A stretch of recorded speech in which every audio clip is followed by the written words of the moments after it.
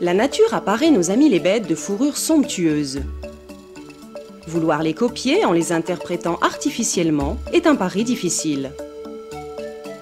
À l'époque où notre histoire commence, de nombreuses sociétés françaises et étrangères florissantes se livrent une concurrence acharnée dans le métier de l'imitation fourrure. Borg l'américain, Guermès l'allemand, Tibert le belge et Peltex le français sont parmi les principaux. Tissavel est créé en 1953 dans ce contexte difficile. 15 ans plus tard, malgré la crise, il deviendra le leader incontesté de la fausse fourrure, alors que ses concurrents ferment les uns après les autres. Comment expliquer cette formidable réussite ? Je pense que Tissavel a eu beaucoup de chance d'être dirigé par un homme passionné et visionnaire tout en étant exceptionnel. Comme le font les grands couturiers à Paris, les créateurs, 2 ans à l'avance, il a su anticiper la mode. Cette préoccupation constante d'approcher le plus fidèlement possible la vraie fourrure a contribué à la notoriété de Tissavel.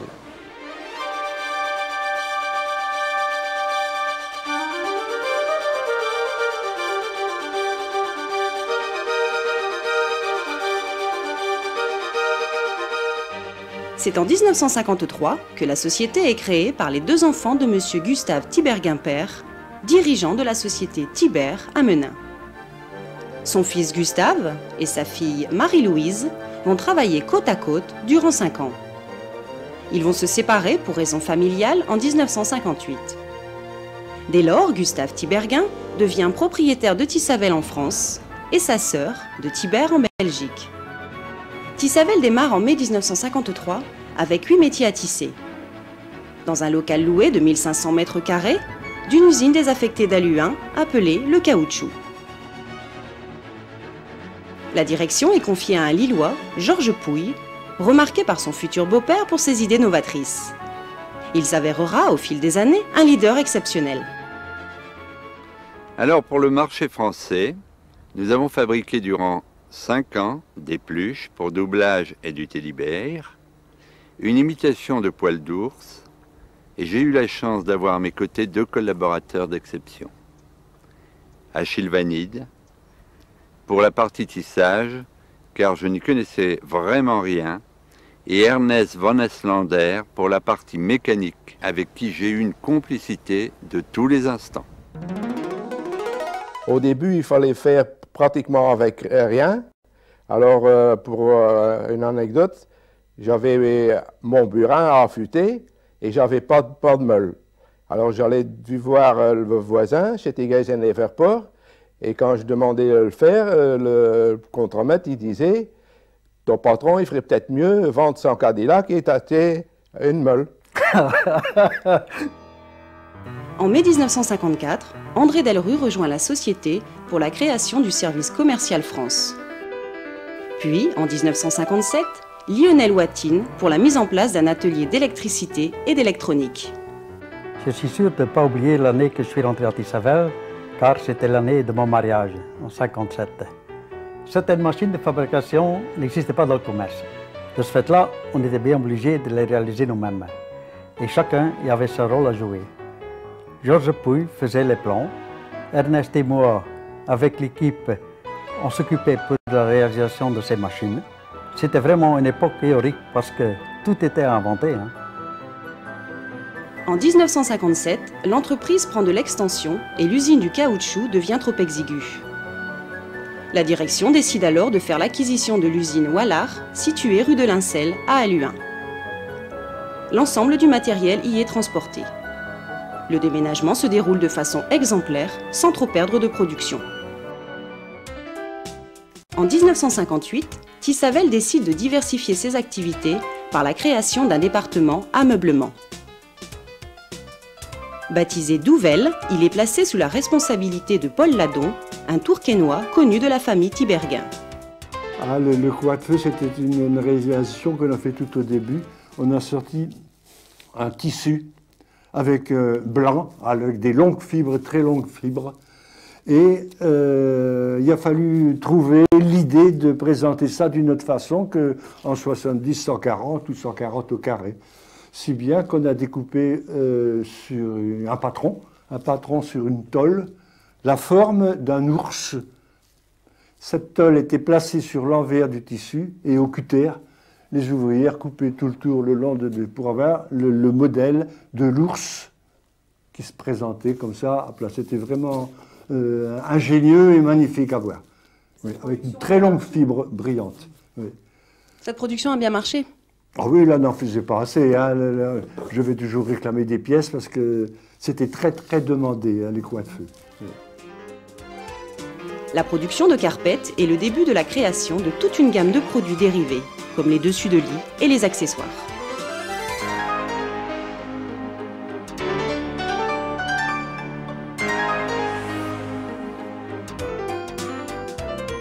En 1958, c'est aussi l'extension du service commercial à l'exportation sous la direction d'André Delrue, un homme exigeant pour lui-même et pour son personnel.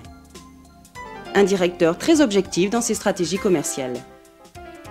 Il a le contact facile avec les clients européens et américains et s'intègre parfaitement à la psychologie commerciale des pays de l'Est et asiatiques. Je me souviens de la concurrence importante de l'époque. Il fallait certes se battre sur tous les fronts, mais avec des produits de qualité. En plus du marché français, nous commencions le marché européen, reconnu tel que l'Angleterre, l'Italie, l'Allemagne et l'ensemble des pays nordiques. Cette période de 15 ans a sans doute été une des meilleures de Tissavel. Au mois de mai, j'ai demandé à Fiat de carrosser 12 petites Fiat 500 avec 12 tissus Tissavel différents. Les couturiers avaient fait les modèles assortis. Nous avons contourné les Champs-Élysées et descendu les Champs-Élysées à 4 heures de l'après-midi ayant arrêté le trafic. Nous sommes descendus à la Concorde où étaient toutes les télévisions et les journalistes, ainsi que les agences de presse. Nous sommes remontés devant le café Vepler où était la presse féminine et devant le café Vepler, les trottoirs avaient été entièrement recouverts de renards blancs Tissavel. Pour se replacer dans le contexte de l'époque, le tisse éteint permet de réaliser des dégradés dans le sens de la laisse du tissu. Ce procédé a ses limites, car il colore le poil régulièrement sur toute sa hauteur, et la nature a infiniment plus de subtilité à cet égard. Il nécessite un stock important de fil teint, difficile à gérer. En 1966, Tissavel innove face à la concurrence en rendant ses tissus ininflammables. Le marché américain notamment interdisait l'importation de textiles inflammables. La découverte d'une fibre ignifuge incorporée lors du tissage a permis de nous démarquer de la concurrence en créant notre premier vison. L'Atlas était né. En 1967, le bureau d'études s'investit pleinement dans la création de nouvelles machines de production. Certes, il en existe sur le marché, mais elles ne sont pas forcément adaptées à notre produit. Michel Letellier vient rejoindre l'équipe déjà en place, composée d'Étienne Claes et d'Alain Desrevaux. Après réalisation de l'étude technique, les nouvelles ébouriffeuses et lustreuses sortent progressivement des ateliers de mécanique. Les ébouriffeuses du commerce étant faites pour des poils courts, nous avons été amenés à étudier et réaliser nos propres machines capables d'ouvrir parfaitement et complètement des poils de 5 cm et plus, et ce à une vitesse de 6 mètres minute et en un seul passage, grâce aussi à un système d'aspiration très performant.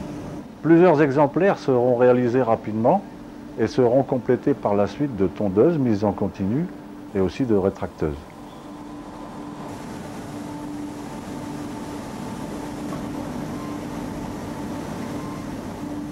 Quant aux lustreuses Tissavel, elles aussi mieux adaptées au long poil, elles nous permettent de nous démarquer aujourd'hui encore de nos concurrents par une finition irréprochable et inégalée. Ceci grâce à des systèmes innovants de transport du tissu sous les cylindres de lustrage chauffants, équipés de lames spéciales et de régulation de température moderne. Un peu plus précise que le dos de la main des lustreurs sur les anciennes machines à gaz. Afin d'obtenir un lustrage parfait en un seul passage, Elles seront mises en ligne de 5 unités, améliorant ainsi la productivité. À noter aussi que Georges Pouille voulait en plus ces machines esthétiques. Et je me souviens qu'après la mécanique, j'avais plaisir à faire du design. Le nouveau matériel demande de la place et celle-ci commence à manquer. Une opportunité se présente en fin d'année avec l'achat de l'usine Dufour, contiguë à Tissavel. La démolition de l'usine Dufour débute en 1968.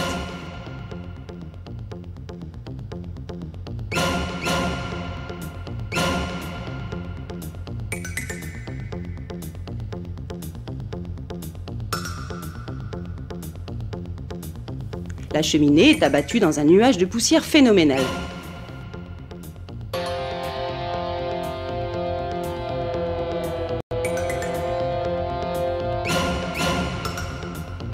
Commence alors la construction de bâtiments et de bureaux pour l'agrandissement de Tissavel.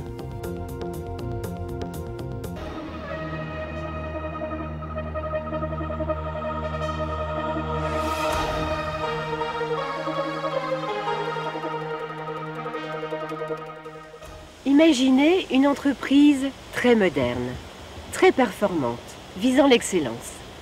Eh bien, pendant 20 ans, j'ai eu le plaisir de travailler dans cette entreprise. J'ai côtoyé des gens intéressants, des gens intelligents, mais qui ont toujours gardé un visage humain et qui sont toujours restés très accueillants. Georges, je profite de cette occasion pour te dire à quel point j'ai aimé travailler à tes côtés et pour te dire toute mon amitié. 1968 est une année technologique qui sera décisive pour les années futures. Une nouvelle imitation Vison est créée sous l'appellation Zarine. Dans un temps record, une machine de découpe du poil est mise au point pour donner davantage de réalisme en imitant l'assemblage des peaux. Cette idée de nouveau Vison m'est passée par la tête sur la route des vacances. Arrivé à Palma, j'ai élaboré un programme et dessiné les croquis de la nouvelle machine. 45 jours plus tard, les échantillons du Zarine étaient présentés à l'Interstop de Francfort. Cette nouvelle qualité deviendra le fleuron de Tissavel, avec 8 500 000 mètres de tissu vendus à la fin de l'année 1980. C'est la grande époque de Tissavel. Le personnel est jeune, compétent et de qualité. Le syndicat patronal du textile atteste que les salaires versés sont supérieurs de 25% par rapport aux entreprises de Lille, Roubaix, Tourcoing et Vallée de la Lys. En outre, participation et intéressement aux bénéfices sont mis en place par la direction. La convivialité est de mise. L'encadrement et la maîtrise se souviennent de l'ambiance joyeuse des banquets de fin d'année à l'auberge de la Marmite. J'aimerais bien caresser votre barbe. Ah, tant qu'à faire, madame, si c'est que ça, allez-y. Et la bonne travelle, caresse. J'ai fini, oui, mais quand même, madame, moi je suis pour l'échange de bons procédés, mais donnant. Vous avez caressé ma barbe. Est-ce que je peux caresser la vôtre? Quand même, monsieur. Enfin, madame, allons. Je vous ai autorisé à caresser la mienne. Je ne vois pas pourquoi je ne pourrais pas caresser la vôtre. Oh bah, monsieur, après tout, allez-y. Et le monsieur commence à caresser, mais à peine commencé, clac! Une bonne claque, une calotte. Oh, je dis quand même, madame, vous exagérez. Mais je vous ai laissé caresser ma barbe, mais je vous ai pas donné une claque, moi. Oui, monsieur, c'est exact. J'ai caressé votre barbe. Vous ne m'avez pas donné une claque. Mais je vous ai pas mis le doigt dans la bouche.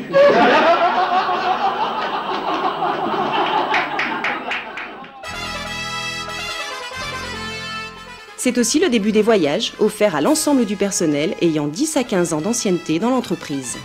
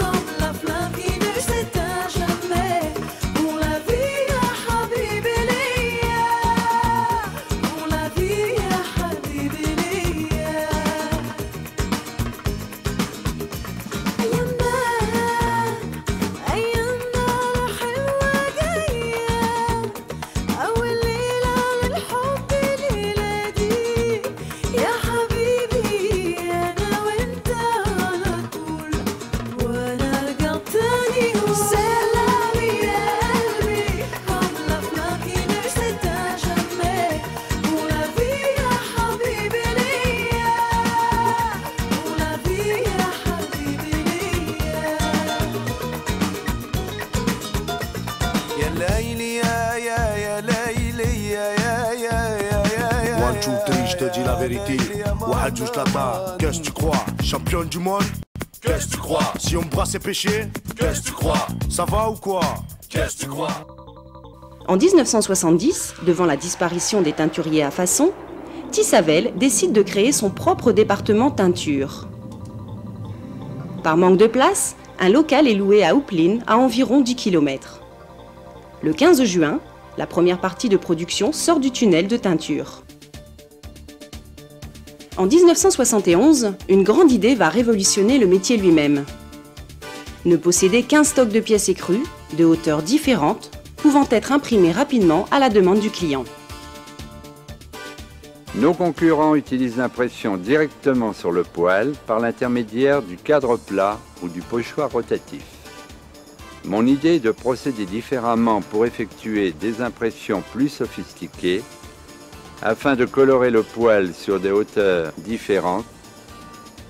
Grâce au système Helio que l'on utilise dans le papier peint, l'impression peut se faire par le poêle, par le dossier ou par pointage superficiel. Le monde de l'héliogravure est totalement inconnu de Tissavel. Repéré par Georges Pouille, toujours à la recherche de nouveaux talents, Alain Desrevaux se voit confier un nouveau challenge.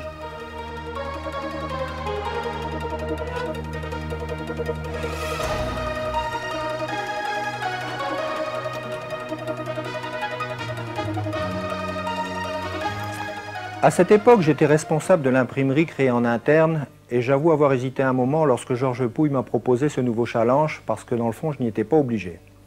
Quoi qu'il en soit, avec le recul, je peux affirmer que c'est sans aucun doute la période la plus passionnante de ma carrière chez Tissavel.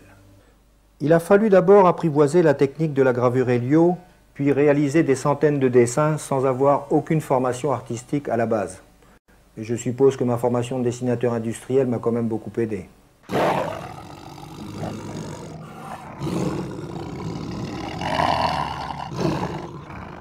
La volonté de progresser alliée à mon côté perfectionniste ont contribué au résultat. Aujourd'hui, j'en suis plutôt fier. Ce qui a été au début qu'un gentil bricolage devient progressivement un procédé fiable. Le bureau d'études met au point un prototype de machine à imprimer de petit format. De nombreux essais permettent de définir les futures normes d'impression. MIR 3 est la première machine à imprimer en grande largeur, installée à Houplin dans un premier temps. Elle fait l'objet d'un brevet et donne une avance technologique au tissu Tissavel. Alors, y a-t-il une anecdote? Oui, parmi tant d'autres, une qui me revient à l'esprit, c'est mission possible, pas du tout impossible. C'est trouver sur l'heure des cravates griffées, attention, pas n'importe lesquelles, dans une petite rue piétonne, rue Saint-Jacques, je crois, à Tourcoing, des cravates pour les représentants du ministère de l'Industrie légère pour notre plus gros client, rue URSS, de l'URSS à cette époque-là. C'était un des challenges demandés par Georges Pouille. Durant cette année 1971, des projets d'extension planent dans l'air. Un terrain de 50 000 m², avec une option de 50 000 m² supplémentaires, est acheté sur la zone industrielle de Neuville-en-Ferrain. De 1971 à 1973, c'est l'époque des grands travaux. L'extension sur Neuville concerne la teinture et son laboratoire, l'atelier d'impression et la réalisation de nouveaux bureaux. Un local de dessin et un laboratoire photo sont consacrés à la recherche. Un peu plus tard, la préparation et le tissage viennent rejoindre des nouveaux bâtiments, dont une partie est affectée au stockage des pièces écrues. Comme vous devez le savoir, Georges Pouille avait entre autres une grande passion pour l'aviation. Et je me souviens des nombreux déplacements d'affaires que nous avons effectués avec l'avion Tissavel. À ce sujet, j'aimerais vous raconter une anecdote. Nous devions nous rendre à Porto pour assister à une démonstration d'un séchoir et nous étions accompagnés du constructeur. Au moment de l'atterrissage, nous avons été pris par des rafales de vent de travers très violentes. Et je me souviens avoir entendu le copilote dire « Vous ne vous posez pas là ?» Et Georges, imperturbable, a poursuivi la descente avec un avion ballotté dans tous les sens. À bord, nous étions verts de peur, car le nez de l'avion n'était jamais dans l'axe de la piste. C'est une chance si je suis ici pour vous le raconter. La technique de l'impression par cylindre gravé ouvre d'énormes perspectives. Une machine à imprimer le dossier, possédant 4 têtes d'impression sur le poêle, est mise au point par le bureau d'études, fabriquée par l'atelier de mécanique et implantée dans le nouveau bâtiment. Cette machine, baptisée Mir 4, permet à partir d'un tissu écru de colorer complètement le poêle, et ce sur plusieurs étages. Elle réalise ainsi des impressions d'arêtes dégradées et de dessins, imitant la plupart des animaux à fourrure. Elle sera complétée plus tard d'une machine à colorer le sommet des jarres, et aussi d'une machine permettant de tondre et de colorer le vison par impression. Ces technologies maison sont encore inégalées à ce jour, surtout le vison, mais demandent beaucoup de savoir-faire et de rigueur de la part des opérateurs pour assurer la conformité d'une passe à l'autre. Devant les difficultés quotidiennes, il nous arrive souvent de nous consoler en nous disant que si c'était facile, tout le monde pourrait le faire. En 1975, Tissavel décide de maîtriser la fabrication du fil. Dans un souci de qualité et d'autonomie, Pelfil est créé dans la zone industrielle de Moucron, en Belgique. Nous sommes intégrés sur l'ensemble de la chaîne de fabrication. Nous achetons le câble au producteur et assumons toutes les phases de la production. Cette intégration nous permet de contrôler la qualité à chaque transformation du produit et d'en maîtriser les coûts et les délais. Les plans qualité sont les garants du niveau de qualité défini par les exigences de nos marchés. L'étude des procédures nous a permis la maîtrise du process. Enfin, l'autocontrôle a été rendu possible par l'esprit qualité ancré parmi notre personnel et par des formations de sensibilisation à la qualité totale.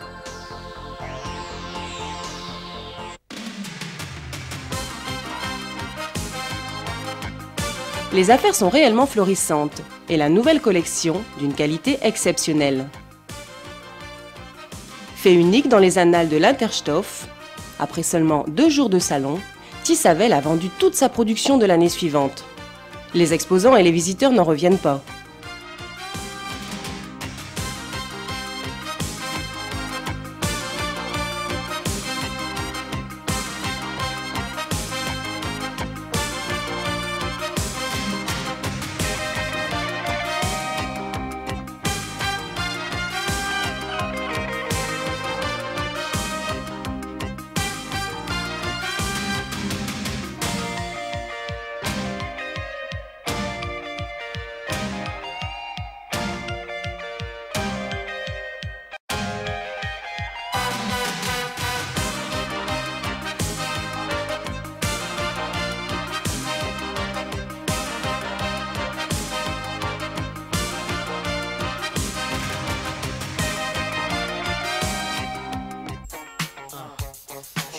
Tissavel acquiert rapidement une notoriété mondiale.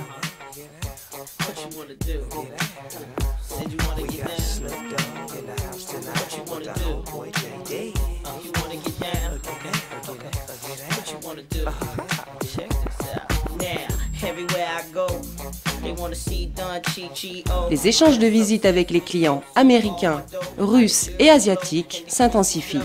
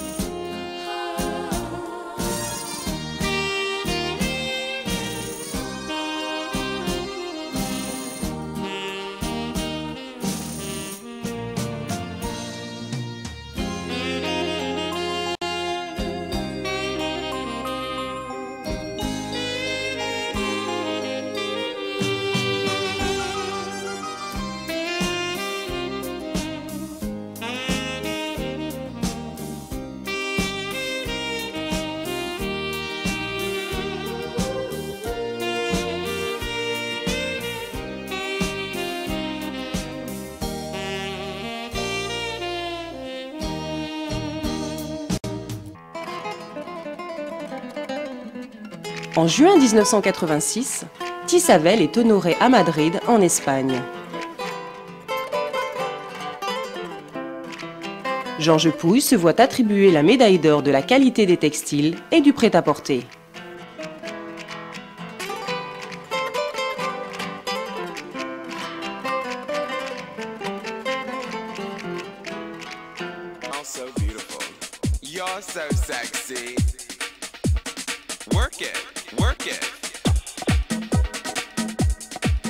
Durant toutes ces années, Tissavel a fait preuve d'originalité et de créativité. Par ses copies fidèles, il a contribué à la préservation de l'environnement et des espèces en voie de disparition. Nos ancêtres portaient la fourrure par nécessité. Aujourd'hui, elle est synonyme de plaisir.